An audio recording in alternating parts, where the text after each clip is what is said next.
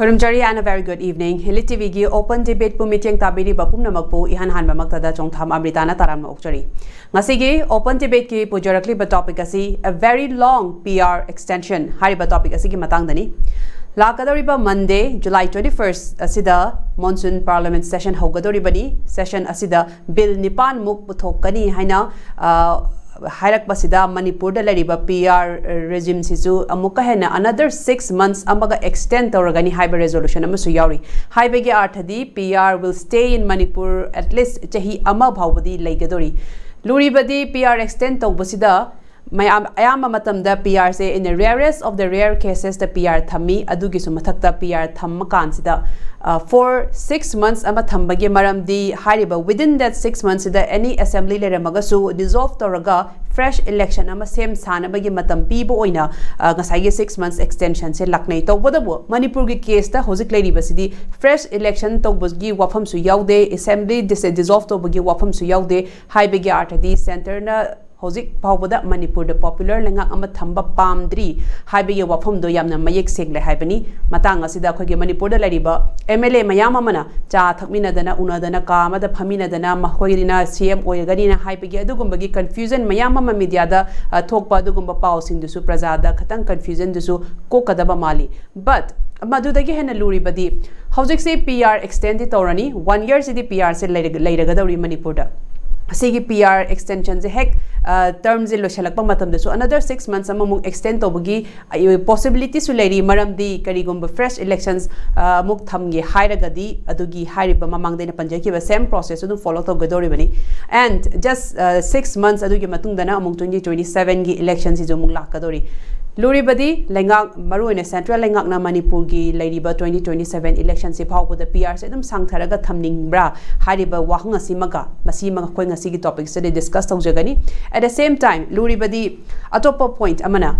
Handak ngarang dagi Manipur gi Chief Secretary PK Singh bu atopa National Commission for Scheduled Caste ki Secretary oina mahak haplaga Alkmut Kadre gi PK Goyal haiba Chief Secretary among asi appoint tawrakle masigi appointment asida karisu leitana khanbasu yai but hena luna khanjanbasu yai maramdi Union Territory Cadre gi IS officer ama Hozik Manipur gi cadre nataba ama kamaina Manipur gi Chief Secretary oina hablak libano mahakna Hozik Manipur gi leriba issue mayam ase tasena yengchanba ngamlagadra mioi ko maruna IDP yauna ajida leri Hozik Manipur gi situation sida leriba victim khoding mak aduga leriba political climate sida pazana yengchanba ngamladra mahak makhongdagi hana degi hauna Manipur cadre oirak pan natabadina haibagi nungnang maba su phawi Adogi Sumathakta, Manipur the Hozik Ladiba crisis asida, how Bodagi Hauna, Kanglup Karana, separate administration, Amadi UT with legislature gi demand, Laibagi demand, Sisu Lena Lena, Asigumba demand, Ama Lady Naida, Agmut Kadra Gumbagi, Simana UT Kadra Hana, Haina Kangnaba Hana, Habade Arunachal, Gowama, the Mizoram state, Oijanga, UT Oringai Matam, the Tamambadu Makadragi, IS officer Amatamlak Pasina Sumaram Oiraga, Adugumbagi, Chingnaba Mayam the Pokan Maram Chabra sensitive oimanda bra haibegi wahang amasuni hariba topic mayam asing ngasigi episode sida khane jagadori bani thinteba leitana ngasigi lengbirakliba speaker sing panelist sing ihan hanba maktada saktak jage amadi welcome to jage ihan hanba speaker obigadori ba oja RK Bobichand executive editor for Imphal Review Art and Politics ni oja butaran mokjari khurumjari Ani subada ngasigi speaker on election beba oja Dr. Rakesh Puyam independent researcher oja busu taran mokjari Okay, haki matung da koi ge pabung Nabakishore so join tarok lagani but before that koi program se dum kha chatha jage pabung na dum join tarok padanyum koi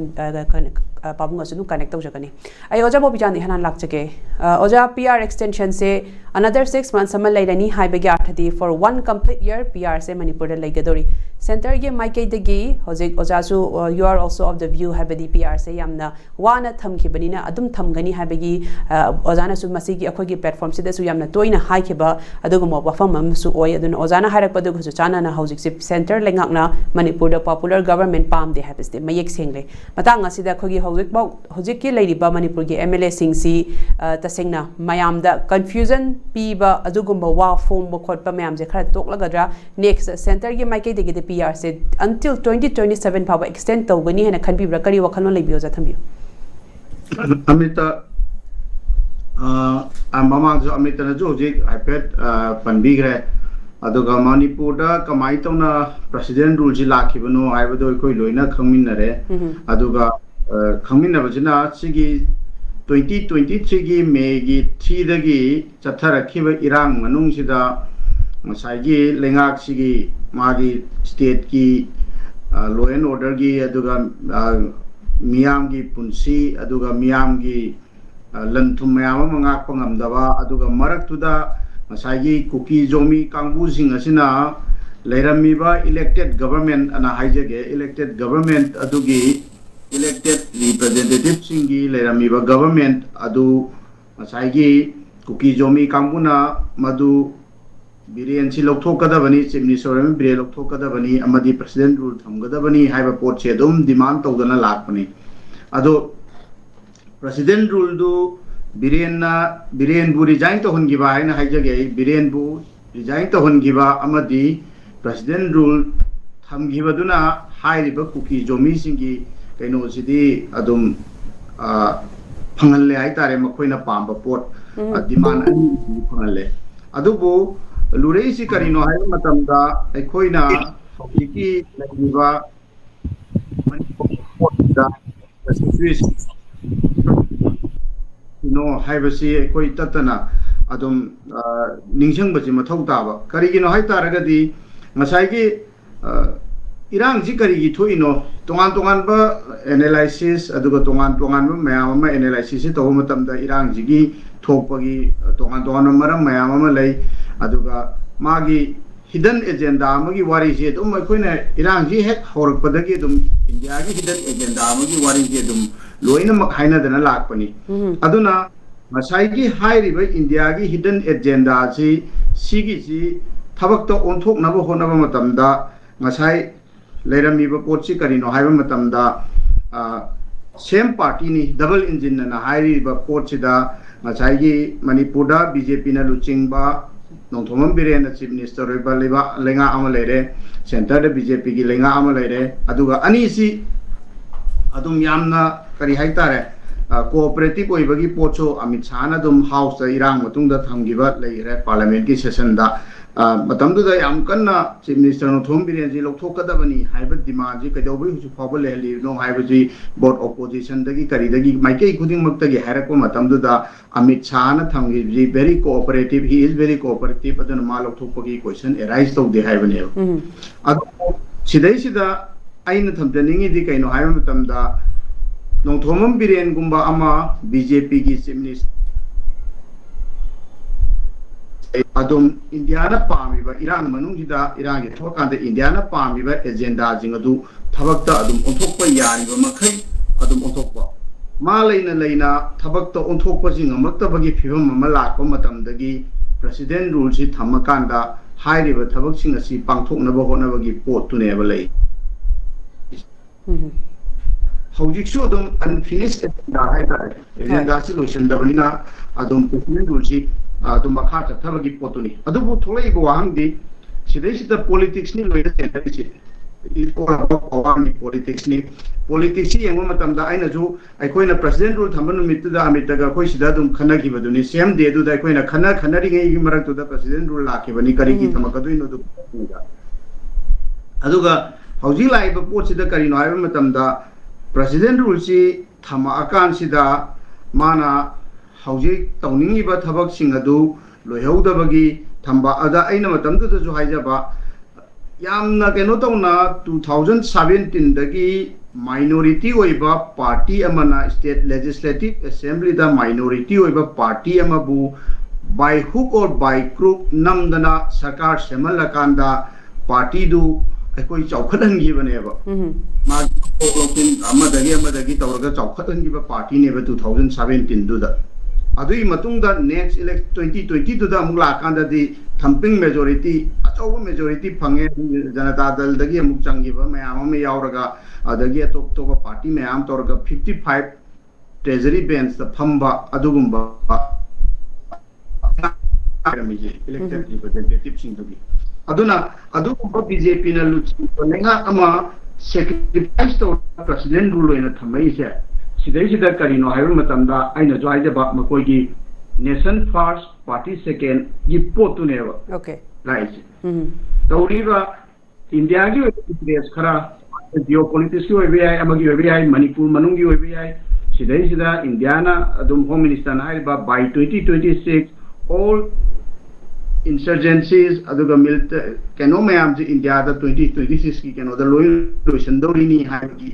agenda amasu leibani na okay adu gumba mayam tu da gi yenga kanda india gi national interest da gi president rule ji thamaki bani aduna president rule ji hojik se amu laiba poti kaino hai kan da amu president rule ji thamna agenda si chathabaga masi chatthaba jina party da su hena solaka da bo oiraba aduga sarkar pairiba party deju hena solaka da bo oiraba aduga masigi responsibility ji masigi tholaka da consequence maya masigi kaino ji center da tawbudi asai gi makoina highway in ba another elected representative ama amu Manipur da thambakanda maduna hena phagada oiragadi haibadi ngasai gi miyam gi khoisaung na ba miyam gi pipenda ba mayam do center da president run jina kai ta tawu ngamdre haidana hoji khoisaung na ba khurang khoisaung na ba mayam ama hoji kangthok ba hore na sigi mahutta elected representative ama mu install lakanda miyam gi asau do state tu gi keno da mu taina han na bagi lalung ama mu tor oi haini ngai ju leite ba kitang amu skeptic oira kanda adu gumba tanja adu oiraga hoji ki la ka do ba parliament ki monsoon session sida resolution nama PR extension gi yaujeraga su aikoine skeptically yenkanda amu kamai tawge haiba matamda resolution da propose magi keno de yauraga ju bodum ya in case hayeng hachche government ama semba yabagi possibility do leidana sema agati aduga sem na ba phone da ba junate ba ato sarada aina phangba su yaragadi hujiki government cha manipur da leiribe MLA me amna langbagi mathakta party ki maikai da gi di national party ki maikai da gi di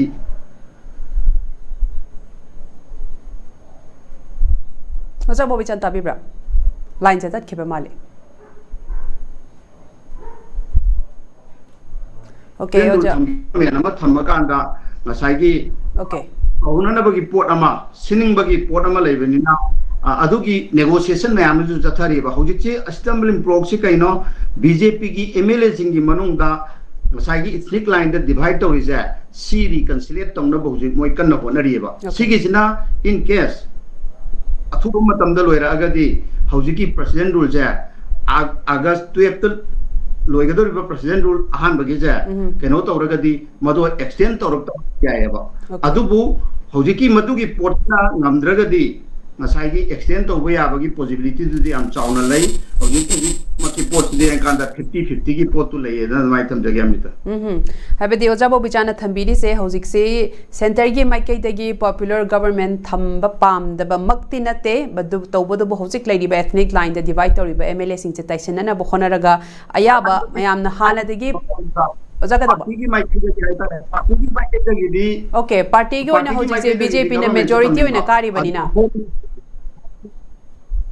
home ministry ki na topa home ministry har ka minister na hakta ni yarakta bina magi leiriba home ministry ki tongan ba policy na ama adai de support khara leiba ki potu ni ji thole is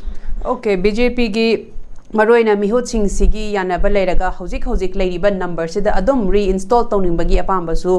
lei habegi party gi maike de kizu adugum bagi hotnari haba wafum amsu fongdorakli at the same time BJP na makhoi gi already number suraba majority ma sacrifice taraga PR thamjalak pasisu behind that a lot of agenda are all going through parallel oina cheli aduga sigumba mayam amasida karigumba miyam sina mo PR se pamlak tere hairaga di another installation popular government installation adum torakadra habegi adugi possibility amasu uri han oja Bobichand thambiri ai maka chathajareke pabung o Nabakishore pabung su join to birakraba to biraklamne oja welcome to open debate ai pabung da laksage Pabung da hojiki aina hojiki question de makhata jajingaida aina another point ama ina raise tawjoning basi ngarang si Manipur ge chief secretary PK Singh Sindok laga PK Goyal masi Agmut Kadr gi IS officer ni mahak se Manipur ge chief secretary na haplakle hariba UT Kadr haina mayam na khangnaba aduguma Kadr ama degi Manipur Kadr nataba adugumba IS officer ma haplak pase akoina icham chamna yenglambasu ai but asigi behind the kari sinister agenda gomba amaga leram gadra haibigi chingna basu pokta banate maramdi Manipur gi da hojik lari ba kangluk ki irang asida haidi ba kangluk atopa amana makoina amna chawna demand tawri basi Manipur separate administration natragana union territory with legislature haibigi amagsu yauri next handak se administrative office machinery mayamama ethnic lines da transfer tongnabagi mayamama suwalari Haidiba mayam se sise groundwork oigadoribra mayam na mipainariba Manipur balkanization gi process oiragani kaina haidiba rumor mayam se masi gi groundwork thabo oigadoribra natragana adugumba nate adugumba wafam amta leitabra kamaina thamininge pabung wasi transfer se pabung ge mute leiba maliam tang unmute tobiraga haibirakani Okay. State government chief secretary have a post yamna awang ba highest title civil servant amana state government promotion phangba yaba post chief secretary hoy aduga mase yamna important role post haita mase koina amaramdi yanga mase cabinet secretary su kowi kaina cabinet secretary kowri siki maram je kaina da koige form of government si koina kani hani koigi democratic parliamentary democracy the executive branch the koigi council of minister haina lai council of minister si the chief minister na council si ke chairman oi aduga ate cabinet minister na member oi aduga haiba cabinet si ke secretary si koigi chief secretary oi aduna every cabinet meeting tabo matamda chief secretary yaudaba yade aduga masigi meeting in notice issue tawba chief secretary ni issue tawgani aduga madugi proceedings iba madugi tariba decision mayamdo si tarhen authenticate tawba si chief secretary gi under his signature adwai tawna iraga thoi mase atop officer gi signature da ke thongna de aduga chief minister na council of minister gi so issue masida tawna de aduna chief secretary si amaramda mu masi kari hani khoigi council of ministers especially chief minister sibu advice tawna by the highest level gi advisor ne na lobi hai okay ba policy gi issue lakpa maru ba aduga any crisis ama lakpa maru ba decision ama lawpa matam sida chief secretary sina chief minister amasung council of ministers especially cabinet meeting da masi ai natraga phatti hadana masibo makoi bo mamai himai chumi ba haitare to masi takpi bam thokwa mani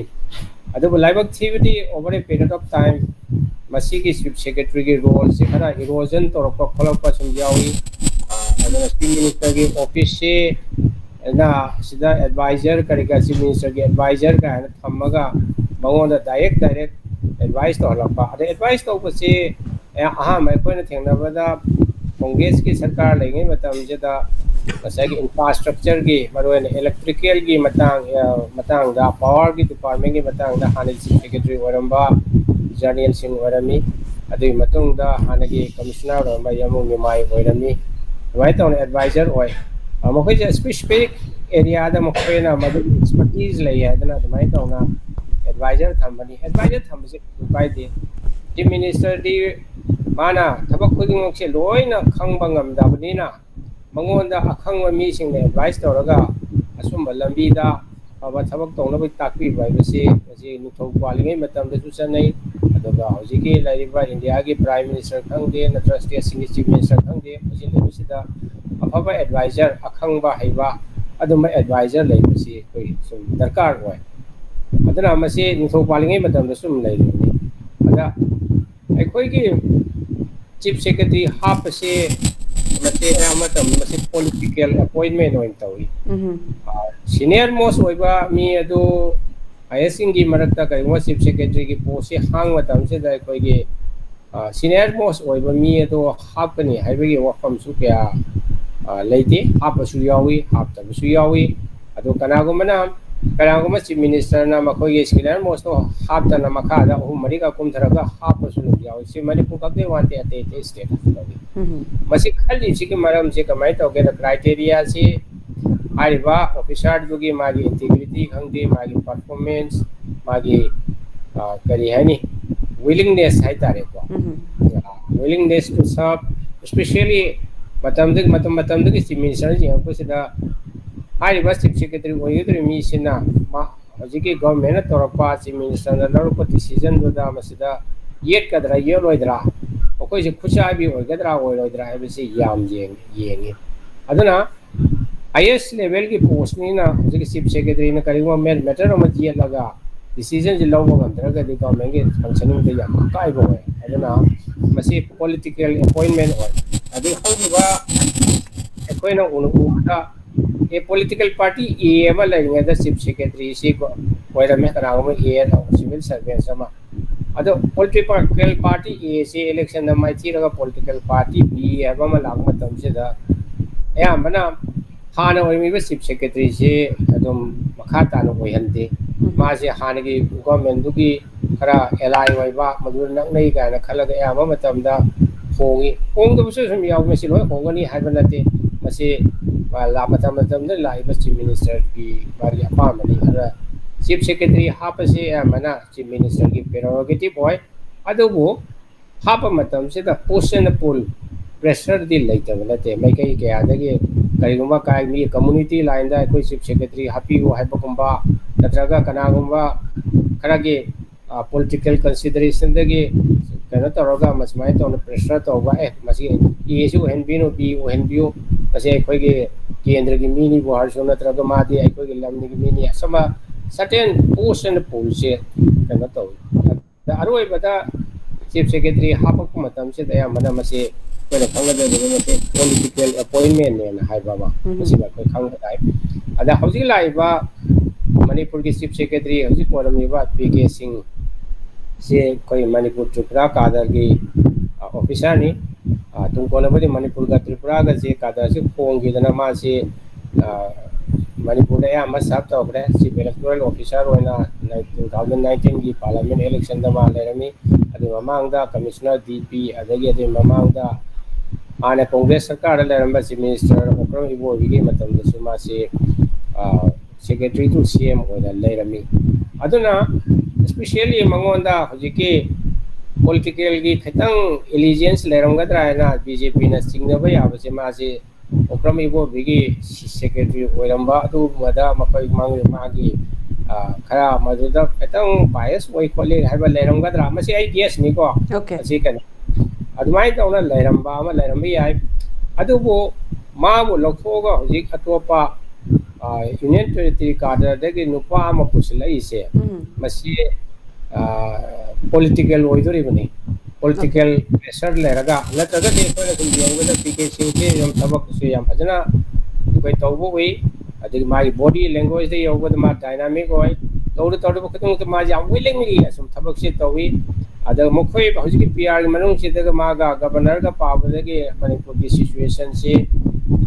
तरेट मुक से याम improve तो बुसे कोना हुई अदुबो इखंग खंगदना माबु होंगी बुसे मसी की मतंग से ID political होइनी है दमाय तो आई थमजगे मसी मखा लोशन भी आराबरा अमृता नत्रगा हजिक पीआर एक्सटेंशन मतंग दा मुखरा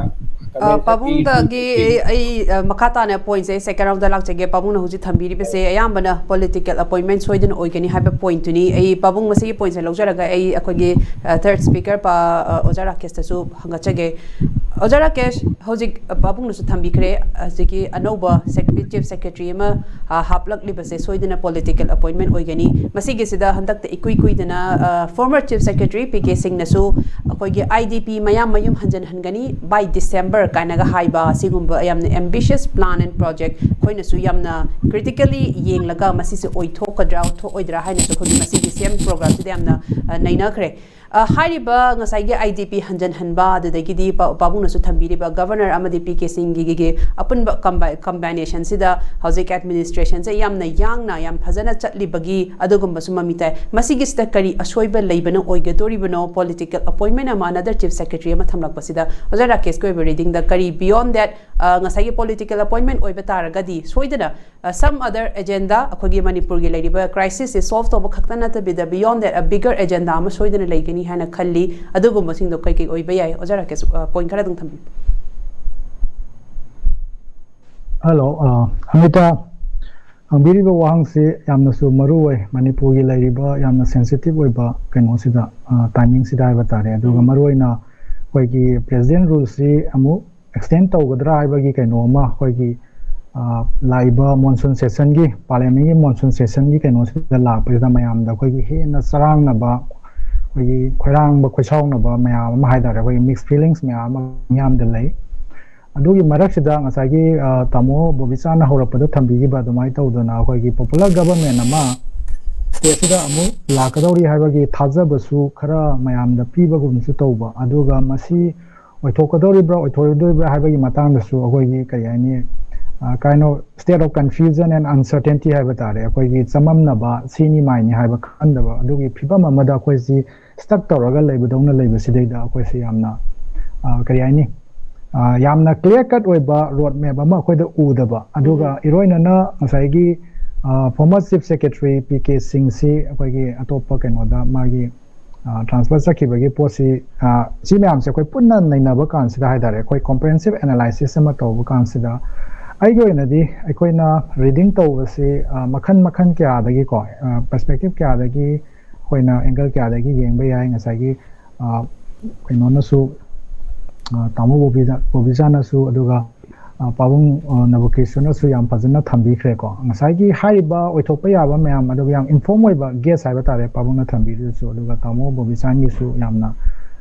magi critical analysis haiba tare madugi keno dagi tholopa observation ni tamo na thambi su ai gi oiba miyeng dagi koina hojik chathari ba Manipur gi irang siga mari lainana yamna yangsan na haitare akoigi normalcy and peace restore tawna ba honarapagi keno sida akoigi rounds of talks akoigi Ministry of Home Affairs ki miyeng makha da akoigi Delhi da pangtoktana maroina Imphal da ahanbagi meeting si haurakanda sumaina sangsalaiba khongthang sida akoina yam positive oiba some outcomes saiba tare akoi khara ugadara hana akoina chahi sigi loisalapa phawbada akoina su dum expect tawjaba aduga masi masu oigani hedana ai hojik phawbodi ai positive oiba optimistic oiba attitude amada ai leizari tabu ngasai gi PK Singh si akoina personal oina haiba tare akoina governor unaru bagi kaino sida July 2nd gi ko akoi magi kaino haidare magi am phajana contribution tawba haidare Manipur gi laiba phibam si phagalang hona bada adugi kaino se mami sauna tai ma masa Manipur kedar ma oibadana tana akoigi imalon si ngang ba aduga akoida su kayani akoigi personal oina mana akoigi kaigumba kra share torom su lai madu makti ai mayam amanda kangthongning daga su mangonda su laiba phibam si yamna lubanina pressure yamna laibagi poto mana su dum phongdoi adubu ngasai gi maduna kitang kayani ko akoigi magi personal opinion na lawra kanda laiba posidi governor masada oigera chief secretary da oigera any atopa hoigi responsible official amada yamna kayani asoba kayani koigi poluma maiba tare oiraga leibanina phibam jidaida koigi kanana su tarai lobadi ya natra aduna adu oijaraga su akoina yengba yabadi ngasai gi oiraiba phibam jidaida Manipur da popular government ama thambagi posi oithokadra haiba kanda ngasai gi masi khara di dum luna lai Delhi na masi pamde haiba makti ai haijaroi Delhi na su masi pambagi mami adum akoi ubu phangjei akoina wari watai sabagi kaino sida su ko adubu ngasai gi akoina masidaida matang sida akoina yengadab si akoigi May 3 dagi 2023 gi May 3 dagi tholakiba akoigi khothona bagi misi minagi sauraba conflict haiba tare masidaida ngasai gi hojik laiba phibam si maroina akoigi December 2024 haiba tare December gi loisalakpa swai ta akoigi khut chauna thongna bagi incident khara laigaba matung dagi di ngasai gi 2025 maroina president rule la ki ba swai gi ko koi February 13 dagi president rule thamba matung dagi di akoigi de-escalation की process अभी president जो लाभ मतुंग से आगे center की कोई की आमचाव my direct intervention है बता रहे कोई की लाइव constitutional provision से की मकादा मसी थेंग दी आमना थेंग ये ना ये read तो जे का मसाई की president rules सिखरा गन्ना है बड़ी मधु पाम बड़ी नते president rules should be read as an aberration है बता रहे मसाई की कोई democratically elected government है बस मियाम ना लोना पाम ना बनी मसी ओइबम थोपनी अदो हुजिक लाइव president rules ये कोई की यामना कयानी टेम्पररी मेजर होइना अखोइना मतम खरगी मथौ ताबदु सिजनरपनी ना अखोइना लौजरकान मसिगी एबेरेशन जी मथौ ताबदु खरा ngangkhana tawbiramagadi ngasai ki kayani nakalani makta asok apan isi mina ko masi kaino si khara makhai kalamagadi harden tawbase ngasai nakalani makta khompam handongna dabida laibase masi khara pharamgadra haibagi kaino maso khoi reading tawbasu lai ko adaida akoina Hoji ye mo mathau ta ji de-escalation haidana ngasai ki khud thongnaramba ani se khud thongna baje lepakpagi posidi New Delhi ki side gi government of India gi akanba pressure haiba tare masi laibuna koi khud thongna basidi masidi koi gi nakalani makse pharaga laibagi kenoi na ujai ado masi da su atopa interpretation laibe yai adabu de-escalation si successful way na I personal way na I observation na thamjage tabu de-escalation si tawrakanda disarmament gi port ama koi gi February 20 da koi governor Ajay Kumar Balana ngasai ki khulai sing koi illegally possessed toriba khulai sing si voluntarily deposit toro haidana mana tawgi pot aduga further extension tawdana khotana hona ba adui matungda koi ki operation tawdana company operation tawkanda koi ki khulai recover tawje sing amasung tamdagi ko masida so koi ki sing ga tamga da tawiba posi khara san mirai lai khenai haidana koi ki posu lai adu itaraga su ngasai ki khulai recover tawgi pose Masida New Delhi ki oiba sam karyani koi ki special kaino ma magi attention ama masida piba su akoina madu su ignore toba su moi maramdi is one of the key factors haiba tare ngasai ki disarmament gi matang sida kuki jo kambu di mai koi di masida cooperation phajana khodongna piba laite aduga tampak gi phanyam lokhale bisu Delhi na karyaina yengi bage masina mai koi da satisfactory oirabra haibagi potu amadi akoina madu pakhum piba ngamdri tabu ngasai ki khulai kharadi phajana phaga kre singdagi su tamdagi su lokhakada su dum lairangani adubu haiba disarmament amasung de-escalation gi process ani si akoi ki tu na chamina ga da haibadi complementary oiba processes oibani na irang se loisalangna ba hona bada maroina popular government ama akoina expect tawrabani na democratic setup sigi makhada laiba citizen oina akoina popular government se pamani na ngasai amu piaje extend tawbagi mahuta khoi gi laiba matam khara jigi manungda ngasai gi khoi gi popular government se lakna bagi hona bajida masi Delhi dagi mai khoi gi progress report ha batare progress report se mai koina it is okay or satisfactory haidana lawraga di popular government ama labagi oitopa leitabadi nate ado ai personal oina aina sum yengjabada popular government ama lapangam da se masi MLA singi marakta leiba mai khoi gi vested interest haigadra BJP manungi madu khaktana oigani haibadi nate ngasai tamu Bobichand ju thambi gi ba khoi gi hidden agenda dana mayam ne yam hainari base masi khoi gi kayani khoi gi man made oiba crisis ama haibatare ngasai gi Delhi dagi mai koi ki party ki leader sing na haibare amna discipline oiba BJP ki party ki leader sing na sai nai koi si tawdaba ya Manipur da si constitutional crisis ama sumaina sum laiba je masi akoi accept tawba ngamoi haidana mai koi na melak pakanda post ya ga dobani adobu madu maksu ngamhandaba gi phibam ama su sum laiba dawna tawiba se masi kitang akoi na magi hidden agenda dagi manung da koi na read tawba sungani na khanjai aduga atopa social issue amadana ngasai tamu Bobichand yamna mayek sengna thambi gi ba ngasai kuki jo MLA tara se gi mai koi gi participation gi matang se ngasai gi ethnic lines de leiba khena ba je chungsin na bangam da ba akoi mamang da mayamna su media da report thengna biramani akoi gi naga akoi gi MLA sing akoi gi mori da satana le pa hoki unadana adagi koi honorable MLA Govind Das ki magi ningthokonggi residence da kai da unadana meeting to ko pagi mayam lai adubu ikoi dana akoi gi tha simakta da kuki MP Manipur gi side gi mai koi gi logi ba resolution amana Manipur da popular government semak pachida any form amada sai participate to ba yaro hadana kuki jo MLA tara se da mai koi thamgi bo wafam ama lai ko masi su yamna interesting way akoi na read to ba kanda adana sai ethnic lines da lai ba divide kuki jo MLA tara si akoi gi popular government anoba ma semak pada yaudra di sai seng da popular government sigi magi effectiveness in terms of restoring normalcy and peace in the state ha batare masidai da asoba question ma ama la ka do sul lai ha batare aduna oiraiba phibam jidai da koi na kuki jo MLA tara gi participation yadaba taraba kaigumba adagi atopa madana ngasai gi BJP gi MLA singi manungda ꯉꯁꯥꯏꯒꯤ ꯂꯩꯅꯔꯤꯕ ꯐꯥꯛ ꯍꯥꯏꯕ ꯇꯥꯔꯦ ꯑꯩꯈꯣꯏꯒꯤ ꯃꯨꯛꯅꯕꯒꯤ ꯄꯣꯠ ꯑꯃ ꯑꯣꯏꯅ ꯎꯔꯤꯕꯁꯤ ꯃꯁꯤ ꯇꯁꯦꯡꯅ ꯂꯩꯕ꯭ꯔꯥ ꯅꯠꯇ꯭ꯔꯒ ꯃꯁꯤ ꯃꯈꯣꯏꯅ ꯊꯣꯛꯍꯜꯂꯤꯕ꯭ꯔꯥ ꯀꯩꯒꯨꯝꯕ ꯑꯦꯖꯦꯟꯗꯥ ꯈꯔꯒꯤ ꯍꯥꯏꯕꯒꯤ ꯄꯣꯠ ꯑꯃ ꯃꯁꯤꯒꯤ ꯐꯦꯛꯇꯔ ꯑꯅꯤꯁꯤꯁꯨ ꯑꯩꯈꯣꯏꯅ ꯑꯦꯅꯥꯂꯥꯏꯁ ꯇꯧꯔꯒ ꯌꯦꯡꯕ ꯀꯥꯟꯗ ꯉꯁꯥꯏꯒꯤ ꯈꯨꯠꯂꯥꯏꯒꯤ ꯗꯤꯁꯥꯔꯃꯥꯃꯦꯟꯒꯤ ꯃꯇꯥꯡꯗ ꯈꯔ ꯁꯦꯇꯤꯁꯐꯦꯛꯇꯣꯔꯤ ꯔꯤꯄꯣꯔꯠ ꯑꯃ ꯐꯪꯗ꯭ꯔꯤ ꯐꯥꯎꯗꯤ ꯗꯤꯜꯂꯤꯅ ꯉꯁꯥꯏꯒꯤ ꯄꯣꯄꯨꯂꯔ ꯒꯚꯔꯟꯃꯦꯟꯒꯤ ꯄꯣꯠꯁꯤ ꯈꯔ ꯕ꯭ꯔꯦꯛ ꯀꯥꯎꯔꯒ ꯊꯝꯕꯗꯧꯅ ꯎꯏꯅ ꯑꯩꯅ ꯄꯤꯖꯔꯤꯕ ꯑꯣꯕꯖꯔꯕꯦꯁꯟꯁꯦ ꯃꯁꯤꯒꯤ ꯑꯍꯨꯝꯁꯤ ꯌꯦꯡꯉꯛꯄ ꯀꯥꯟꯗ ꯑꯩꯒꯤ ꯑꯣꯏꯅꯗꯤ ꯄꯤ.ꯀꯦ. ꯁꯤꯡꯅ ꯉꯁꯥꯏꯒꯤ ꯑꯇꯣꯞꯄ ꯀꯩꯅꯣꯗ ꯇ꯭ꯔꯥꯟꯁꯐꯔ ꯆꯠꯈꯤꯕꯒꯤ ꯄꯣꯠꯁꯦ ꯑꯩꯈꯣꯏꯗ ꯌꯥꯝꯅ ꯑꯆꯧꯕ ꯃꯥꯡꯖꯕ ꯑꯃꯗꯤ ꯁꯣꯏꯗꯅ ꯑꯣꯏꯒꯅꯤ ꯑꯗꯨꯕꯨ overall yengpa kanda Delhi gi oina di ngasai gi laiba phibam si further extension ama necessary way haina maikoi gi lowba leibra haiba gi pot ama dumaina su ai khanjaba aduga sigi matang sida loisalakpa ahamba round gi sida ina ningjang jangba ama na ngasai gi koi social media da kai da mayam na thadorpada akoina thengnajaba da cookie jo council gi ngasai gi na ꯑꯩꯈꯣꯏꯒꯤ ꯃꯩꯈꯣꯏꯒꯤ date 19 ꯍꯥꯏꯇꯥꯔꯦ ꯖꯨꯂꯥꯏꯒꯤ 19 ꯗ ꯇꯨꯏꯕꯣꯡ ꯂꯝꯀꯥꯗ ꯃꯩꯈꯣꯏꯒꯤ mega ꯀꯟꯁꯜꯇꯦꯇꯤꯚ ꯑꯩꯈꯣꯏꯒꯤ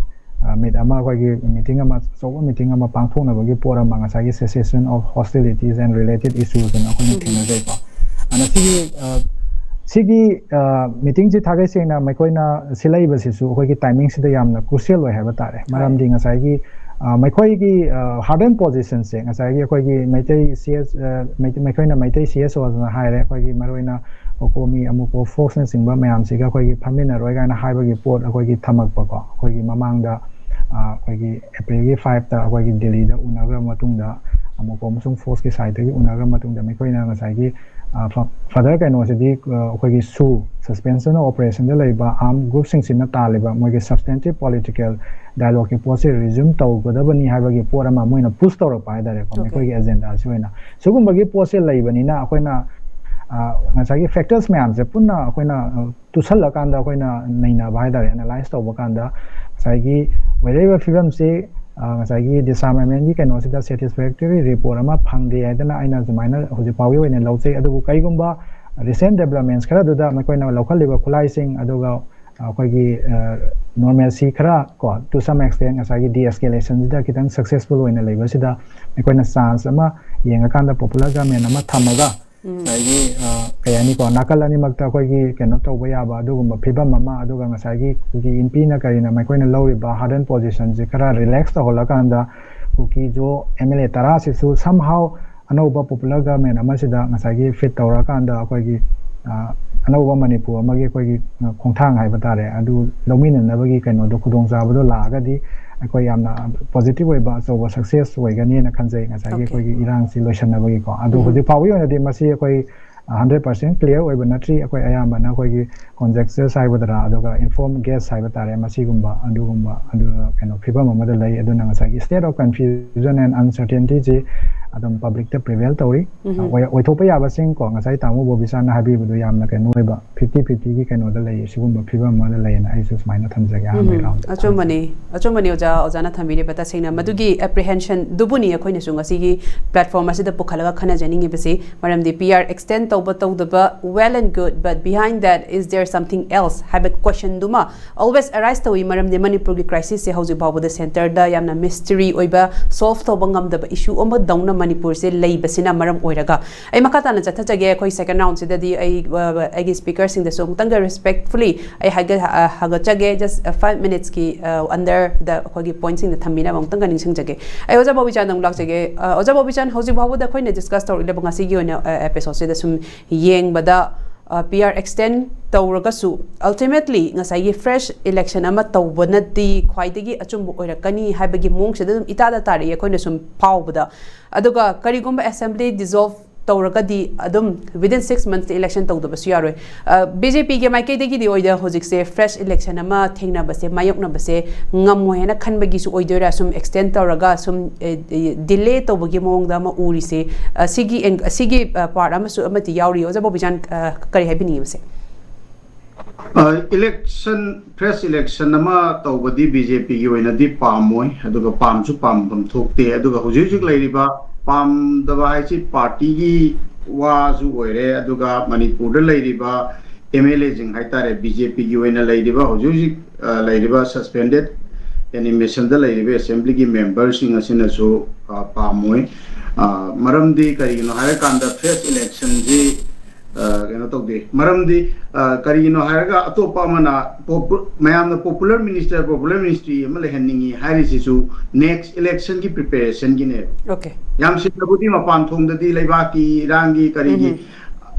2023 gi May 3 gi dai hobairang manung da popular ministry ama laina kaim tawngam gidrabane ba public ki life office nga ngam gidrabane ba adu popular ministry ama sema kanda amu madugi guarantee su leite ba assurance su leite ba ngasai gi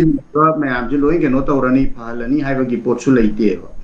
aduna pami ji karino ji si open secret ni loina ma apanga sing loi dum khang na ba poni ngasai gi 27 da lakadori assembly gi election aduda ngasai kaim to tawdana leiba budi ministry ama da government ama elected government ama party si gi leiraga di maduda tawba ya ba adum si ai thandana haibe wante thika nunga gi project mayam gi bill kaitho kaisin gi kari gi scheme mayam ama gi kai gi financial benefits gi kari gi mayam ama yauri bane ba adu potu ni aduma leire adu atopa amadana amu hojik si kari no haibe matamda ngasai gi akhoi gi sigi sarkar se ngasai aina mamang da haija gi ba karigi tham amuhna thamakpa yabagi possibility leiriba aduju hujiki duga dum 27 gi election jiga adum mari leinaga da ba potne ba masagi case keno to bataraga di aduga maramdi karigi no harakanda se 12 August ngamdadana hujiki Rakesh na ju thamgiba hujik cookie jo council gi moina mega public meeting ama hujik July 19 the same sila ise sida khana gadori agenda jesu karino haiba matamda cessation of hostilities neba haibadi ceasefire ama kamai tawgadage aduga maduga related oibe issues in kamai tawgadage haibaneba makoi dasu lots of pressure hujik leiramganeba hujik masagi harden dawraba position mayam du khara common naba kholam naba maramdi karigino hai tartige di aina ngasai mamang du haijagibdu ngasai makoi gi negotiation ama yamna kanna hogi ki domi gi ML mayam ji keno tawna na bagi negotiation gi mayam am tawri sidai sida moina maitai ising government ama sempa matamda yawba yaroina hairi kuki MP mathanda ngai atai mayam ma haidri eba hoji kuki mathanda na di moi voice represent tawdedana moi KZ sini khwaidagi keno tawri adu kuki jo council na tawraga jo nakal amarom da madu jomi sing na mulok de jomi council gi pot leiri jomi council na di hoji kam keno tawbagi pot so haide adana sidai sida complexities mayam am di leiraga jo hojik se negotiation mayam ama mukoi je government ama semakpada yana na bagi maramdi amabu oirasu government bu semae aduga president rule si makhata na bu chathalle tawdoriba khudingma ase BJP gi interest amadi central government ki unfinished agenda mayam ama loisannabagi potuda adum animak oigani haidana edumai thamjage amita jo achumbani ojana thambire ba point to ultimately political play amadi edum yauraga lakani be it a popular government elected or fresh election or so hojiki leribas install tawraga so aduga PR sangtharaga so ultimately political play amadi dum yawi haina ojana amuka so emphasize story ai mathangi point e pabung dalak jage pabung karigumba PR sangthaba or sangthadaba ultimately people Manipur people singi apambadi leriba crisis se solve to biba hostility hanba adadagi ceasefire bu leiba bu oiro disarmament bu oiro normalcy and peace leiba akogi livelihood and economy se amuka hana gi fibam do restore to khajitang oisungamba and adogi sumatata akogi democratic rights article 19 free movement naga chingba siguma mayam se hanjan hanba bu ngammadi PR bu oiro popular government bu oiro tasing hairode Manipur praja gi hojik oiriba leriba fibam sidadi that is more important habatare babung hairiba mayam sidi akogi ngasai gi agenda mayam amasi gi manungda masigi agenda sidang bu pangthok piradi whatever ꯍꯥꯏꯔꯤꯕ ꯑꯦꯖꯦꯟꯗꯥꯁꯤꯗꯤ ꯑꯩꯈꯣꯏ ꯃꯥꯒꯤ ꯄꯣꯂꯤꯇꯤꯀꯦꯂꯤ and ꯑꯦꯗꯃꯤꯅꯤꯁꯇ꯭ꯔꯦꯇꯤቭ ꯃꯦꯁꯤꯅꯔꯤꯅ ꯂꯧꯈꯠꯀꯗꯕ ꯈꯣꯡꯊꯥꯡꯗꯨꯗꯤ ꯑꯗꯨꯝ ꯂꯧꯈꯠꯄꯤꯔꯒꯁꯨ people centric ꯑꯣꯏꯕ ꯁꯤꯒꯨꯝꯕ agenda ꯑꯃ ꯍꯥꯟꯅ ꯌꯥꯝ ꯊꯨꯅ ꯄꯥꯏꯈꯠꯂꯒ ꯑꯁꯤꯒꯤ ꯇ꯭ꯔꯁ ꯕꯤꯜꯗꯤꯡꯅꯆꯤꯡꯕ ꯏꯀꯣꯅꯣꯃꯤ ꯐꯒꯠꯍꯟꯕꯅꯆꯤꯡꯕ ꯁꯤꯒꯤ ꯑꯦꯡꯒꯜꯁꯤꯗ ꯈꯤꯇꯪ ꯑꯣꯟꯁꯤꯟꯕꯤꯔꯒꯗꯤ ꯄꯤआꯔꯒꯤ ꯍꯧꯖꯤꯛ ꯑꯦꯛꯁꯇꯦꯟꯁꯟ ꯃꯅꯨꯡꯁꯤꯗ ꯇꯧꯍꯟꯕ ꯉꯝꯒꯅꯤꯁꯨ ꯈꯟꯕꯤꯕ꯭ꯔꯥ ꯅꯠꯇ꯭ꯔꯒꯅ ꯃꯃꯥꯡꯒꯤ ꯑꯩꯈꯣꯏꯅ ꯂꯩꯔꯤꯕ ꯄꯣꯄꯨꯂꯔ ꯒꯚꯔꯟꯃꯦꯟꯕꯨ ꯑꯣꯏꯔꯣ ꯀꯔꯝꯕ ꯔꯤꯖꯤꯝꯅ ꯉꯝꯒꯗꯧꯔꯤꯕꯅꯣ ꯃꯔꯝꯗꯤ ꯑꯜꯇꯤꯃꯦꯠꯂꯤ ꯃꯌꯥꯝꯒꯤ ꯑꯄꯥꯝꯕꯗꯤ ꯑꯗꯨꯒꯤ ꯉꯁꯥꯏꯒꯤ ꯄꯣꯖꯤꯁꯟꯗꯨꯗ ꯇꯥꯔꯛꯄꯗꯣ ꯑꯣꯏꯒꯗꯧꯔꯤꯕꯅꯤ ꯄꯥꯕꯨꯡꯒꯤ ꯀꯃꯦꯟ ꯑꯃꯇꯪ ꯊꯝꯕꯤꯌꯨ ꯁꯤꯗ ꯑꯃ꯭ꯔꯤꯇꯥꯅ ꯌꯥꯝ ꯐꯖꯅ ꯍꯥꯏꯔꯦ ꯃꯅꯤꯄꯨꯔꯒꯤ ꯃꯤꯌꯥꯝꯅ ꯄꯥꯝꯃꯤꯕꯁꯤ ꯀꯔꯤꯅꯣ ꯍꯥꯏꯕꯗ ꯑꯩꯈꯣꯏ ꯁꯥꯟꯇꯤ ꯍꯟꯖꯤꯜꯂꯛꯄ ꯍꯥꯟꯅꯒꯤ ꯅꯣꯔꯃꯦꯜ ꯂꯥꯏꯐꯇꯣ ꯍꯤꯡꯕ ꯍꯥꯟꯅꯒꯤ ꯁꯦꯟꯗꯥꯟ ꯂꯝꯕꯤꯗ ꯑꯗꯨꯝ ꯆꯠꯄ ꯑꯗꯨꯒ ꯑꯩꯈꯣꯏꯒꯤ ꯃꯩꯇꯩꯅ ꯍꯥꯟꯅ ꯂꯩꯖꯔꯝꯃꯤꯕ ꯃꯌꯨꯝ ꯆꯨꯔꯆꯥꯟꯄꯨꯔꯗ ꯈꯪꯗꯦ ꯃꯣꯔꯦꯗ ꯈꯪꯗꯦ ꯀꯥꯡꯄꯣꯛꯄꯤꯗ ꯍꯟꯖꯤꯟꯕ ꯀꯨꯀꯤꯁꯤꯡꯁꯨ ꯍꯧꯖꯤꯛꯀꯤ ꯏꯝꯐꯥꯜꯒꯤ ꯀꯥꯆꯤꯟ ꯀꯣꯏꯌꯥ ꯀꯌꯥꯗ ꯈꯨꯟꯗꯥ ꯂꯩꯇꯥꯗꯅ ꯂꯩꯔꯝꯃꯤꯕꯁꯤꯡꯗꯣ ꯃꯈꯣꯏꯁꯨ ꯍꯜꯂꯛꯑꯒ ꯍꯥꯟꯅꯒꯤ ꯄꯨꯟꯁꯤ ꯃꯔꯦꯟꯗꯣ ꯍꯤꯡꯕꯁꯤꯅꯦ ꯍꯥꯏꯔꯤꯕ ꯑꯗꯨꯅ ꯑꯩꯈꯣꯏ ꯄꯤआꯔ ꯑꯣꯏꯒꯦꯔꯥ ꯄꯣꯄꯨꯂꯔ ꯒꯣꯚꯔꯟꯃꯦꯟ ꯑꯣꯏꯒꯦꯔꯥ ꯑꯩꯈꯣꯏꯒꯤꯗꯃꯛꯇꯗꯤ ꯑꯩꯈꯣꯏ ꯁꯥꯟꯇꯤ ꯑꯣꯏꯅ ꯍꯤꯡꯕ ꯅꯨꯡꯉꯥꯏꯅ ꯍꯤꯡꯕ ꯑꯗꯨꯅ ꯍꯦꯟꯅ ꯃꯔꯨꯑꯣꯏꯅ ꯑꯃ꯭ꯔꯤꯇꯥꯅ ꯍꯥꯏꯕꯗꯣ ꯑꯩꯁꯨ ꯆꯨꯝꯃꯦꯅ ꯈꯜꯂꯤ ꯑꯗꯨꯗ ꯍꯧꯖꯤꯛꯀꯤ ꯍꯥꯏꯔꯤꯕ ꯑꯩꯈꯣꯏꯅ ꯄꯥꯝꯃꯤꯕ ꯁꯥꯟꯇꯤ ꯑꯣꯏꯕ ꯈꯨꯌꯤꯡꯁꯤ ꯂꯥꯛꯄꯗ ꯄꯤआꯔꯅ ꯐꯕ꯭ꯔꯥ ꯅꯠꯇ꯭ꯔꯒ ꯄꯣꯄꯨꯂꯔ ꯒꯣꯚꯔꯟꯃꯦꯟꯅ ꯐꯕ꯭ꯔꯥ ꯍꯥꯏꯁꯨ ꯑꯩꯈꯣꯏ ꯀꯝꯄꯤꯌꯔ ꯇꯧꯁꯦꯕꯀꯣ ꯑꯣꯀꯦ ꯑꯗꯨꯒ ꯄꯤआꯔ ꯒꯚꯔꯟꯃꯦꯟ ꯍꯥꯏꯁꯤ ꯁ꯭ꯋꯥꯏꯗ ꯒꯚꯔꯅꯔ ꯑꯃꯁꯨꯡ ꯆꯤꯐ ꯁꯦꯀ꯭ꯔꯦꯇꯔꯤ ꯂꯩꯔꯒ ꯃꯈꯣꯏꯒꯤ ꯈꯨꯠꯊꯥꯡꯗ ꯑꯣꯐꯤꯁꯥꯔꯁꯤꯡꯒꯤ ꯈꯨꯠꯊꯥꯡꯗ ꯆꯂꯥꯏꯕꯅꯤ ꯊꯥꯡꯃꯩꯕꯟꯒꯤ ꯃꯔꯨꯑꯣꯏꯕ ꯗꯤꯁꯤꯖꯟ ꯃꯦꯀꯤꯡꯗꯤ ꯗꯤꯜꯂꯤꯗ ꯂꯩꯔꯤꯕ ꯃꯤꯅꯤꯁꯇ꯭ꯔꯤꯁꯤꯡꯅ ꯄ꯭ꯔꯥꯏꯝ ꯃꯤꯅꯤꯁꯇꯔꯅ ꯍꯣꯝ ꯃꯤꯅꯤꯁꯇꯔꯅ ꯗꯤꯁꯤꯖꯟꯁꯤꯡꯒꯤ ꯃꯔꯨꯑꯣꯏꯕꯁꯤ ꯂꯣꯏꯅ ꯂꯧꯔꯤꯕꯅꯤꯀꯣ ꯑꯗꯨꯅ ꯃꯗꯨ ꯂꯧꯕꯁꯤꯗ ꯑꯩꯈꯣꯏꯒꯤ ꯄꯤꯁꯀꯤ ꯄ꯭ꯔꯣꯁꯦꯁꯁꯤꯗ ꯈꯖꯤꯛꯇꯪ ꯑꯣꯏꯅ ꯑꯩꯈꯣꯏꯅ ꯌꯦꯡꯕꯗ ꯏꯁꯄꯦꯁꯤꯌꯦꯜꯂꯤ ꯀꯨꯀꯤꯖꯣ ꯀꯝꯃꯨꯅꯤꯇꯤꯒꯤ ꯃꯈꯣꯏꯒꯤ ꯑꯄꯥꯝꯕꯁꯤꯗꯤ ꯍꯧꯕꯗꯒꯤ ꯍꯧꯅ ꯄꯤआꯔ ꯊꯝꯕꯤꯌꯨꯅ ꯂꯥꯛꯄꯅꯦ ꯍꯥꯏꯔꯤꯕ ꯏꯚꯟ ꯍꯥꯟꯅ ꯂꯩꯔꯝꯃꯤꯕ ꯁꯔꯀꯥꯔꯗ ꯂꯩꯕ ꯃꯇꯝꯗ ꯆꯤꯐ ꯃꯤꯅꯤꯁꯇꯔꯗꯨ ꯂꯧꯊꯣꯛꯑꯣ ꯄꯤआꯔ ꯊꯝꯕꯤꯌꯨꯅ ꯍꯥꯏꯕꯅꯤ ꯑꯗꯨꯅ ꯄꯤआꯔ ꯂꯩꯕꯁꯤꯅ ꯑꯩꯈꯣꯏꯅ ꯌꯦꯡꯕꯗ ꯀꯨꯀꯤꯖꯣ ꯀꯝꯃꯨꯅꯤꯇꯤꯁꯤꯡꯒꯤ ꯃꯈꯣꯏꯒꯤ ꯄꯣꯏꯟ ꯑꯣꯐ ꯚ꯭ꯌꯨꯗꯒꯤ ꯑꯣꯏꯅ ꯌꯦꯡꯕꯗ ꯍꯦꯟꯅ ꯀꯝꯐꯔꯇꯦꯕꯜ ꯑꯣꯏꯕ ꯍꯦꯟꯅ ꯅꯨꯡꯉꯥꯏꯖꯕ ꯃꯁꯤ ꯑꯣꯏꯔꯤꯁꯤ ꯀꯔꯤ ꯃꯔꯝꯒꯤꯅꯣ ꯍꯥꯏꯕꯗ ꯑꯩꯈꯣꯏꯒꯤ ꯃꯩꯇꯩꯅ ꯆꯤꯐ ꯃꯤꯅꯤꯁꯇꯔ ꯑꯣꯏꯔꯒꯗꯤ ꯍꯥꯟꯅ ꯂꯩꯈꯤꯕ ꯆꯤꯐ ꯃꯤꯅꯤꯁꯇꯔꯁꯤ ꯃꯈꯣꯏꯅ ꯃꯔꯥꯟ ꯁꯤꯕꯤ ꯂꯥꯟꯅ ꯇꯨꯝꯕꯗꯨꯗꯤ ꯑꯩꯈꯣꯏ ꯍꯥꯏꯕ ꯉꯝꯗꯦꯀꯣ ꯃꯤꯆꯪ ꯃꯤꯈꯥꯏ ꯅꯥꯏ ꯍꯥꯏꯅ ꯑꯗꯣ ꯍꯧꯖꯤꯛ ꯂꯥꯛꯄꯁꯨ ꯆꯤꯐ ꯃꯤꯅꯤꯁꯇꯔꯁꯦ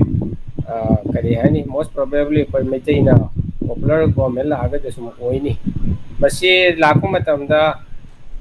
ꯀꯨꯀꯤꯁꯤꯡꯅ ꯃꯁꯤ ꯃꯤꯆꯪ ꯃꯤꯈꯥꯏ ꯅꯥꯏꯌꯦꯅ ꯍꯥꯏꯔꯛꯄ ꯌꯥꯏ ꯍꯥꯏꯔꯛꯇꯕ ꯌꯥꯏ ꯑꯗꯨ ꯍꯥꯏꯔꯛꯄꯒꯤ ꯆꯥꯟꯁꯇꯤ ꯑꯁꯨꯝ ꯈꯔ ꯋꯥꯡꯉꯦ ꯍꯥꯏꯔꯤꯕ ꯑꯗꯨꯅ ꯇꯧꯔꯤꯕ ꯅꯦꯒꯣꯁꯤꯌꯦꯁꯟꯒꯤ ꯄ꯭ꯔꯣꯁꯦꯁ ꯂꯩꯕꯁꯤꯗ ꯍꯦꯟꯅ ꯄꯤआꯔꯁꯤꯅ ꯅ꯭ꯌꯨꯇ꯭ꯔꯦꯜ ꯑꯣꯏꯕꯒꯤ ꯑꯗꯨꯒꯨꯝꯕ ꯃꯤꯠꯌꯦꯡ ꯑꯃ ꯂꯩꯕꯅꯤꯅ ꯑꯗꯨꯒꯨꯝꯕ ꯋꯥꯈꯜꯂꯣꯟ ꯑꯃ ꯂꯩꯕꯅꯤꯅ ꯒꯚꯔꯟꯃꯦꯟ ꯑꯣꯐ ꯏꯟꯗꯤꯌꯥꯅ ꯑꯩꯈꯣꯏꯅ ꯌꯦꯡꯕ ꯃꯤꯠꯌꯦꯡꯗ ꯑꯩꯈꯣꯏ ꯃꯩꯇꯩꯁꯤꯡ ꯈꯛꯇꯒꯤ ꯑꯄꯥꯝꯕꯁꯨ ꯌꯦꯡꯕ ꯌꯥꯔꯣꯏ ꯀꯨꯀꯤꯒꯤꯁꯨ ꯑꯄꯥꯝꯕ ꯌꯦꯡꯒꯅꯤ ꯅꯥꯒꯥꯁꯤꯡꯒꯤ ꯑꯄꯥꯝꯕꯁꯨ ꯌꯦꯡꯒꯅꯤ ꯑꯗꯨꯅ ꯄ꯭ꯔꯣꯕ꯭ꯂꯦꯝꯁꯦ ꯁꯣꯜꯕ ꯇꯧꯕꯒꯤꯗꯃꯛꯇꯗꯤ ꯄꯤआꯔꯁꯤ ꯈꯔ ꯁꯥꯡꯊꯅ ꯂꯩꯕꯗꯨꯅꯁꯨ ꯍꯦꯟꯅ ꯐꯩ ꯑꯗꯒꯤ ꯁꯦꯀꯦꯟ ꯄꯣꯏꯟꯗ ꯍꯧꯖꯤꯛ ꯄꯣꯄꯨꯂꯔ ꯒꯚꯔꯟꯃꯦꯟ ꯑꯃ ꯂꯥꯛꯑꯦꯅ ꯈꯜꯂꯁꯤ ꯄꯣꯄꯨꯂꯔ ꯒꯚꯔꯟꯃꯦꯟꯁꯤ ꯂꯥꯛꯄ ꯃꯇꯝꯁꯤꯗ ꯁꯦꯟꯇꯔꯗꯁꯨ ꯕꯤꯖꯦꯄꯤ ꯑꯣꯏ ꯁ꯭ꯇꯦꯠꯇꯁꯨ ꯕꯤꯖꯦꯄꯤ ꯑꯣꯏ ꯁ꯭ꯇꯦꯠꯇ ꯂꯥꯛꯀꯗꯧꯔꯤꯕ ꯕꯤꯖꯦꯄꯤꯒꯤ ꯒꯚꯔꯟꯃꯦꯟꯁꯦ ꯀꯌꯥ ꯌꯥꯝꯅ ꯁꯦꯟꯇꯔꯒ ꯃꯁꯤ ꯀꯔꯤ ꯍꯥꯏꯅꯤ ꯃꯈꯣꯏꯒꯤ ꯂꯩꯐꯝ ꯊꯣꯛꯄ ꯔꯥꯏꯠ ꯃꯈꯣꯏꯒꯤ ꯀꯣꯟꯁꯇꯤꯇ꯭ꯌꯨꯁꯟꯅ ꯄꯤꯔꯤꯕ ꯔꯥꯏꯠꯁꯤ ꯄꯤꯕꯤꯌꯨ ꯍꯥꯏꯅ ꯍꯥꯏꯕ ꯉꯝꯒꯗ꯭ꯔꯥ ꯉꯝꯃꯣꯏꯗ꯭ꯔꯥ ꯑꯩꯁꯦ ꯀꯣꯏꯁꯟ ꯃꯥꯔꯛꯅꯦ ꯍꯥꯏꯔꯤꯕ ꯈꯨꯗꯝ ꯑꯣꯏꯅ ꯍꯥꯏꯕꯗ ꯍꯥꯟꯅꯒꯤ ꯄ꯭ꯔꯤꯚꯤꯌꯁ ꯄꯣꯄꯨꯂꯔ ꯒꯚꯔꯟꯃꯦꯟ ꯃꯇꯝꯗ ꯌꯨꯅꯤꯐꯥꯏꯠ ꯀꯃꯥꯟꯒꯤ ꯆꯤꯌꯔꯃꯦꯟꯁꯦ ꯁꯦꯀ꯭ꯌꯨꯔꯤꯇꯤ ꯑꯦꯗꯚꯥꯏꯖꯔꯁꯤꯗ ꯄꯤꯈ꯭ꯔꯦ ꯃꯗꯨꯅ ꯇꯥꯛꯄꯗꯤ ꯂꯣ ꯑꯦꯟ ꯑꯣꯔꯗꯔ ꯃꯦꯟꯇꯦꯅꯦꯟꯁꯀꯤ ꯊꯕꯛꯁꯤ ꯆꯤꯐ ꯃꯤꯅꯤꯁꯇꯔꯗꯒꯤ ꯂꯧꯊꯣꯛꯑꯒ ꯁꯦꯀ꯭ꯌꯨꯔꯤꯇꯤ ꯑꯦꯗꯚꯥꯏꯖꯔꯅ ꯗꯥꯏꯔꯦꯛ ꯑꯣꯏꯅ ꯃꯁꯤꯒꯨꯝꯕꯒꯤ ꯊꯕꯛꯁꯤ ꯄꯥꯏꯕꯒꯤ ꯃꯑꯣꯡ ꯑꯃꯁꯨ ꯂꯩ ꯑꯗꯣ ꯍꯧꯖꯤꯛ ꯑꯅꯧꯕ ꯄꯣꯄꯨꯂꯔ ꯒꯚꯔꯟꯃꯦꯟ ꯑꯃ ꯂꯥꯛꯑꯒ ꯃꯁꯤꯒꯤ ꯄꯣꯠꯁꯤ ꯑꯩꯈꯣꯏ ꯍꯣꯡꯗꯣꯛꯀꯗꯧꯕꯁꯨ ꯃꯥꯟꯗꯦ ꯍꯥꯏꯔꯤꯕ ꯑꯗꯨꯅ ꯏꯟ ꯁꯦꯚꯔꯦꯜ ꯔꯦꯁꯄꯦꯛ ꯑꯩꯈꯣꯏꯒꯤ ꯂꯥꯛꯀꯗꯧꯔꯤꯕ ꯄꯣꯄꯨꯂꯔ ꯒꯚꯔꯟꯃꯦꯟꯁꯤ ꯌꯥꯝꯅ ꯃꯄꯥꯡꯒꯜ ꯀꯟꯕꯗꯤ ꯑꯣꯏꯒꯗꯧꯕ ꯃꯥꯟꯗꯦ ꯑꯗꯨꯅ ꯑꯩꯈꯣꯏꯅ ꯄꯣꯄꯨꯂꯔ ꯒꯚꯔꯟꯃꯦꯟ ꯑꯃ ꯂꯩꯔꯀꯥꯟꯗ ꯑꯩꯈꯣꯏꯅ ꯃꯅꯤꯄꯨꯔꯒꯤ ꯄ꯭ꯔꯖꯥꯁꯤꯡꯗ ꯈꯖꯤꯛꯇꯪ ꯍꯦꯟꯅ ꯀꯥꯟꯅꯒꯗ꯭ꯔꯥ ꯍꯥꯏꯅ ꯑꯩꯈꯣꯏꯅ ꯈꯟꯕꯁꯤ ꯑꯩꯈꯣꯏꯅ ꯄ꯭ꯔꯣꯕ꯭ꯂꯦꯝ ꯑꯃ ꯂꯩꯔꯛꯄ ꯃꯇꯝꯗ ꯑꯩꯈꯣꯏ ꯒ꯭ꯔꯤꯕꯥꯟꯁꯤ ꯄꯨꯔꯒ ꯃꯈꯣꯏꯗ ꯑꯦꯀꯥꯎꯟꯇꯦꯕꯜ ꯑꯣꯏꯍꯟꯕ ꯃꯈꯣꯏ ꯅꯣꯏ ꯁꯤ ꯂꯝꯕꯤꯃꯛꯇ ꯄꯣꯠꯍꯣꯜ ꯂꯩꯔꯦꯅ ꯈꯜꯂꯁꯦꯕꯀꯣ पोट होल लेरी से कई दो मेंशन दरी नो अखोई लंबी चप्पल वन नो आइत्रे हाई बजे कोई वाकट फम अदुगे अखोई ने अकाउंटेबल होना नखोई ने सोइबनी हैदन कोई पुल अप तौबी आई हरिबा वेरे पीआर लेइ मतम ददि मसी हाइना बगी अदो मगी लंबी से लेतबा अदु खकी वाने अखोई ना खरा मांगजबा खरा तुंगबा अदम खरा दे सुम लेनी पोट को मगी अफवाम जो खतबा और खतो लेनी अदना कोई पीआर एक्सटेंशन ने बसे था तरुक एक्सटेंशन बुद्धि मकोइना कनो तौबगी पीआर से एक्सटेंशन तौबगी ऑर्डर अथवा पार्लियामेंट अप्रूव तौरगसु एनी टाइम था तरुक से फाद्रिंगे था अमा निगी मतुंग दा कोई सॉल्यूशन से लाबा मैतै गा कुकी गगे सिदि यानाबा मा लेरागदि पीआर दो टेंशन लगा था अमगी मतुंग दा अनिगी मतुंग दा कोई पॉपुलर गवर्नमेंट सु अदुम हंजिलक पे याबगे पॉसिबिलिटी सु लै अदुना कोई पीआर याम संगोकनी अना यामना वाबसु मसी मरम चारोय अना इदुमाय तौलै थमजगे यामना फजबो वफमनि बाबुना थंबिरिबा हाबेदे यामना मे पाइनिंगाइ जो ओइदबा एट एनी मोमेंट पीआरसी सु दुम लौथोखरगा समहाउ सॉल्यूशन अमा दुम लैरगदि मसी सु लौथोखिबगे पॉसिबिलिटी सु लै हना बाबुना थंबिरि आई लोशलकपसे ओजा राकेश लाक्सगे ओजा लोशलकपदा ओजागी सु दुम क्लोजिंग रिमार्क सु पीबीयू अदुगा बाबुना सु होजिते सु हाइलाइट तौखिबा पॉइंट अमना हौजिकी पीआर थंबा सॉरी पॉपुलर गवर्नमेंट थंबा थमदबगी मतांगसिदा अदुम अयामबना खनरिसे मैते लीडर अमना चीफ मिनिस्टर अमो ओइरकपगी मोंगसिदा अदुम पोजिशनिंग से अदुम ददुम लाई हौजिक लेरिसे मैते अमदी कुकी कांगलोप अनिगी नुंगाइनदबा मलोम नुंगाइनदबा लेनाबसे अदुम हौजिक बावबजे अदुम कोकनाद्रिबनी तौरिंगाइ टाइमिंगसिदा करीगुंबा ऑलरेडी बीजेपी की नंबर ले अलाइट मेंबर मयाम अमसु लेरी थिना थम्पिंग मेजॉरिटी लेबा पार्टी अमना मखोइगी अतोप मिहुत अमसी मैतै एमएलए नतब आइदर मुस्लिम एमएलए गुंबा मा नत्रगन नागा एमएलए गुंबा मदा सिनरबगा ngasai popular government am restore to biraga solution amamuk laknaba leadership change sama leiragadi some changes ki akogi prajana su phawba ama legini dugi semblance of a change a semblance of some normalcy lakani habigi adumaina adugumagi strategy amasu hotpi bana pharoidra maramdi ultimately aina su mamangda su pabuna thamkiba point to adumakni maramdi mayamna pami se hujik peace pami development pami aduga just adugi situation du hanjan biradi adum yai habigi mongni tentakna oja kari points points kare to bikini okay amazing pawung Nabakishore na yamna marisum na thambi hojiki kaino siki matang vesalapagi second round ni kaino se ko aduna ngasai gi neutral authority amagi kaino dagi haidare akoi perspective to gi president rules sina somehow akoi gi conflicting groups sing haibata masi conflicting parties sing sigi sangtai na ba ko waroi sin ama wakai role ama porong na ba khona ba sida ngasai gi president rules na akoi gi neutral authority amoina laura kanda asan mera nai da ba adugi pot ama lei bi sisu khoni yamna maroi ba akoi gi point ama ni khoina consider taw da ba yaroi da ba ko adagi ama na ngasai gi pawuna sai bi gi ba ki political accountability gi wafam se khoina bureaucracy sina som lenga ga lei raga di ngasai gi khoi gi bureaucratic arrogance adana mai khoina ngasai gi pose namadana dum yani anaba sam illaga mai koi gi kayani mai koi gi kwai muscle flexing to ba ya bagi kaino je hojik se mai koi na enjoy to ya dare ko ada ngasai gi mai koi ju ngasai gi central leadership gi makha da operate to wani aduna ngasai gi pangtau da to bodi ya banate ko adu ita ga su ngasai gi mai koi gi kayani exercise to ba dare mai koi gi bureaucratic kaino se power se exercise to bagi po si dai da koi gi miyam ga samna bada kayam yam na masi gap lay miyam gi grievances miyam mai koi address to bra aduna ngasai popular government ama la ga di maduda hena miyam na khanjaba lengang ni koi da akoi apen pen da miyam si wari watai sa ba gi aduga kayani ko pukhat ba gi khudong sa ba lei ra ba gi po si si yam crucial oi ba ngasai gi koi gi tamo Bobichand na sumwang na thambi ba 2027 election gi kaino ma ngasai electioneering gi kaino ma tamona pandi ba do na madu su koi gi maru oi da ba na te ko ngasai gi lei ba situation se da koi gi cookie jo kangbu na ngasai gi yamna harden oi ba position amada mai koi na khobam je handu oi haidana sum lai raga di ngasai gi election tawra ba da koi gi yamna hena lusala ga do film ju lai da Manipur gi oina idea of Manipur gi film se da ko maroi na ngasai gi mai koi gi di divisive politics sai da ngasai gi community me am si mai koi ga lemina ba so nga maroi ga na koi gi irreconcilable oi re ga na ngasai gi mai te ga koi ga sole lemina nga maroi na lauthoi ne aduna ngasai gi sectarian we ba khoi gi ethnic polarization gi po si sum mai khoi agenda sum injalak pa sai masina khoi gi idea manipur da yam sok pa aduna kai gum popular government amana somehow say nagana bo su hujik khoi mayam khambir doni lai ba phibam sida naga community da lai ba khoi leaders sing aduga khoi gi maitai pangal ko mai khoi na ngasai gi bridging oina ngasai gi bridge oina da thong sa kan da khoi gi nakalani si sangtai na ba yana bagi posi da ju yam saw na khoi gi khothabam thwe da na khoi na khanjai ko aduna mai khoi na ngasai gi popular government ma semo pe da khoi gi maru ba responsible ba position sing mai khoi na laura kan da ngasai gi changba ya da pham jing chang da na nuai na da ba myam yang gi ka yani ko grassroots le ba myam ji thengna da na khotna wari watai to bagi positive contribution haidare madu so khoina loba ngamudra haiba gi por ama lai adu bu samana na ai gi wakhalon da leijaba aduga pabung na boke sona jo phongdo khre nga sagi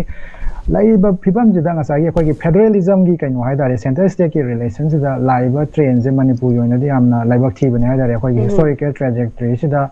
state wood phangba da gi khoi gi taramathoi suba khoi president rule ni aduga khoi si nga sagi center ga khoi ka mugna ba sida nga sagi khoi gi phangbam topa constitutional rights khoi gi provision sing haidare center state ki lai ba kaino sida da khoina exercise to bangam da ba da khra delhi na khoi jadam namhal la thamba khoi missing yam jada ba economy gi phibam khra son ba ko pa sugum ba duga khoi gi leadership ta ju khara kariani mapangan khra son ba gi por ama lai bani na khoi sum politically subjugate to lo na lai ba gi por ama wi aduna sigi phibam juda ngasai gi khoi gi lakadoi ba popular government so aina ngasai mamang na panjagi ba dumai to da na khoi na pame ba restoration of normalcy and peace da positive contribution piba ngamoi da ba delhi gi khusabi delhi na som da olu som da chalu ha da dum tawra kan da mai khoi gi potu da sum sab taw ba manipur gi miam na grassroots da thengna ba problem sing si di address to ngamoi da ba leadership ama gi makha da lag da ba popular government we raga di madu gi effectiveness to dum questionable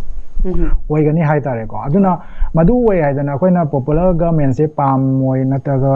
khoi gi welcome to bom thokte hai ba di na sa de ko aduna nga sa gi pr se so khoi gi aberration ni ai hai ja gi aduna aduna khoi de am lu ri jing sa gi ka le kadai kan re kadai aduna khoi jing sa gi adu gi phibam da stuck to ra ga lai ba ko aduna pura mak se lai ra ga so khoi na miam na pam yu se kari no aduna amnita na so ya mayak sing na thambi khre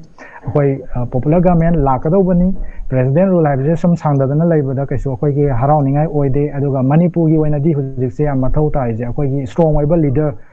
leaders with vision hai ba da re miam gi awa ba si miam gi palsi ihul se khanga kan da laiba communities myam sigi apun ba inclusive oi ba khoi gi coexistence ki principle da thaja ba ko adugum ba vision ama da work to bang ba leader sing akoi na putho pa mathau tai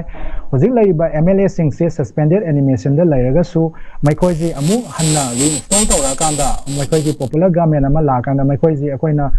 expect to ba level to the work to bang ngodori ba haiba sidi akoi gi myam thaja da ba myam su lai ngani aduga anoba fresh election ama to ra kan da anoba new blood kra hadi hojik lai ba phibam si ziki mla sing sin ta ba anoba mla sing la kan da koina khoi gi kayane khoi gi hena masak mangan nai ba dugum ba manipur ma ko inclusive way ba khoi gi apun ba da thaja ba aduga coexistence aduga co development da thaja ba community khudimang na su ya ba khoi gi acceptable way ba aduga ngasai gi kayani mayambu amato ina consent bangam ba dugum ba leaders sing se anoba fresh election tawraga madu da karak pa mla sing da yawdori ba haiba so khoi questionable oi tabu questionable oi haidana khoi na madu positive change porak tabadi yaroi anoba popular government ama la pa kanda khoi gi madu gi leaders sing da na work taw da se manipur gi laiba khoi gi ethnic mosaic haiba tare khoi gi communities mayam na khunda mina ba khoi composite culture amagi laiba idea of manipur ipai puna centuries ke asang na semgat sarak pa sugumba apun bagi masak amasu manghan da bida puna hingminaraga khoi culture ju ngamina ba aduga hingji hingmina ba asigi kaino sidai da makhata na khoi gi khut thaba ngamada wa aduguma matik sa ba wakhalok sing leiba khoi gi leadership akoi mathau tai aduga han lairami ba leadership style aduga ngasagi tawrami ba thabak tawram gi pot myam sida khoi gi anoba change kra ju porok taba yaroi aduna hekta irai laina masi hekta khoi gi popular government ama poraga khoi gi akoina pame ba peace and normalcy je hekta phangaga ni haiba su khara wana dum leigani hai ta aduna akoi myam gi soul searching ama mathau tai aba tare ko aduna we need a soul searching to build a new manipur aduna masi myam da su thamjage leadership da su thamjage adu natana akoi da anoba manipur amagi asa laite manglan se akoi mangphau na ba ngamoi delhi na sum chabi akoi gi chapi tharaga chapagi pochu ju akoi phatte aduna akoi leadership strong oiba mathau tai haidana ai masimai thamakan ai loisin jage. Thank you. Thank you very much for your point, Oja. Asengba madumakni aina su ngasai losalakpada emphasize tawningi basi maramdi hojikse akhoi ngasi discuss tawkiba topics a very long PR extension. PR se another 6 months amga extend tawragadi 1 year pharaga akhoi management chat khargadra haibasi gi discussion sida undercurrent oina cheli basi popular government amadi karam kanda lakani and adugi discussion manungdu da hena changsalakanda deeper oina changsalakanda ultimately kanana kari government kanana kari regime gi the points se adunate ultimately people sings in a pamiba ngasai gi peace hanjalakpa democratic rights hanjalakpa khogi manipur se da khogi freedom and khogi isagi integrity yauna hingba ngamba khogi livelihood tanjaba ngamba economy da khoi contribute to ngamba chingkhatpa ngamba adugumba punsi marol ama hinghanba ngamba taragadi whatever form of government khoi aduda problems su kaya laite aduga luri badi hariba any kind of government na madugi da piba ngamgadra hariba point da high ayamna emphasize toroga madugi point na yamna main oiba khwaidigi manung da yariba core issue omoina emerge torakli ngasi koina lingbirakli ba speaker sing oja RK Bobichand pabung o Nabakishore amadi oja Dr. Rakesh Puyam busu amkana thagat phongdok chari ngasi gi program se da sarukya piraga isagi points mayamam thambiraga program se bu mapung phahan bibke amkana thank you very much. Amadi mityang tabiriba pumna makpusu amukana thagat phongdok chari hayeng su pungfam asimakta da lengdan lakjage ELITETV mityang ta aduna lebiu ngasi goine de matang ase da Chongtham Amrita na kainai na bya thangi jeri pina birasi.